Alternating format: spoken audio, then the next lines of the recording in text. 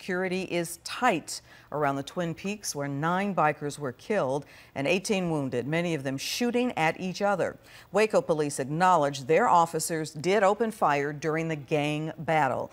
The department is now on alert for any possible retaliation against police. And you are looking at our first look at some of the 170 bikers arrested on felony charges, and they're now being crowded into the Waco jail. Deanna Zoga is first on Fox 4 News in Waco at the restaurant crime scene.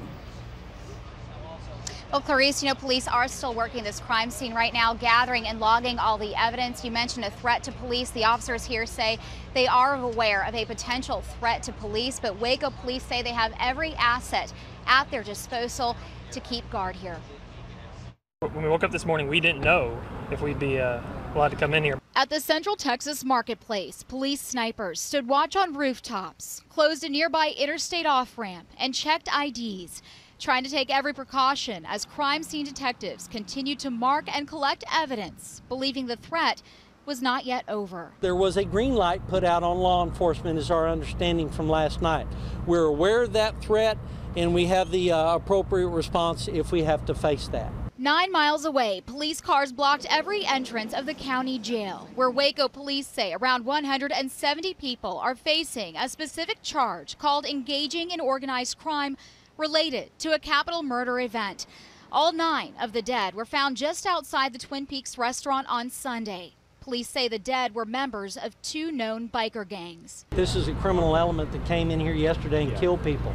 They're not here to drink beer and eat barbecue. Waco police say they had warnings something like this could happen and assigned 18 officers and 4 DPS troopers to stay close to the Twin Peaks restaurant, where police believed a handful of biker gangs were going to meet. Around noon, when the shooting began inside the restaurant, police were seconds away and returned fire when they say they were fired on. There was no doubt they knew we were out here. That was a large contingent of officers in police vehicles sitting, driving, going through the parking lot. We were well seen. I said yesterday or earlier this morning they could care less whether we were here or not. That's the violence that we were dealing with yesterday.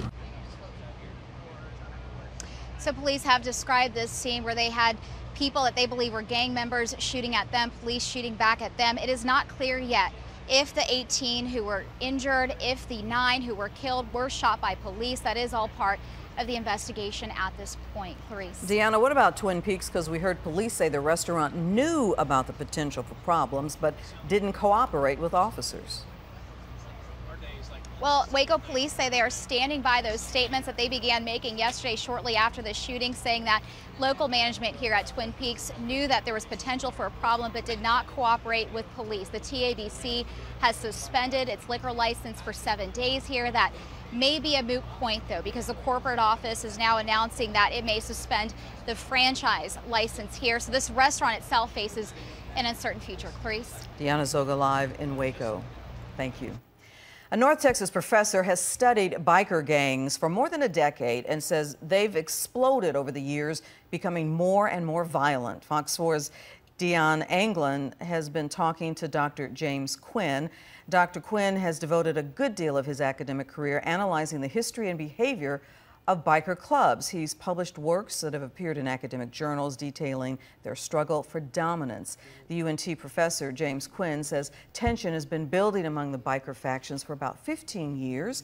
He says an intense honor system continues to fuel a cycle of violence and revenge. He says the deadly incident in Waco is uncommon in that the groups rarely settle their differences in public places, like the Twin Peaks restaurant where the shooting happened. Dr. Quinn says the 2 major factors are the Bandidos involved in Waco and the Hells Angels. He says while the latter does not have dealings in our state, the Texas Cossacks Club, Quinn says, is connected to them. And he adds the rivalries have transformed over the years. In the 60s and 70s, they were very impulsive, gang-like groups. And they've retained a lot of that. That's why I speak of them as being fraternal, being honor societies. Drugs, guns, extortion, prostitution are their traditional crimes, but they're open to just about anything. And that's that's the business aspect.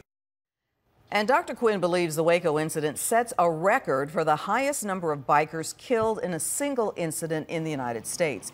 He also says it is indeed a turf war and a great challenge for law enforcement as each continues the quest to be considered the biggest and baddest gang in the world. Police say they're still working to open up the crime scene in Waco. We are following that and other developments as the suspects are booked into jail.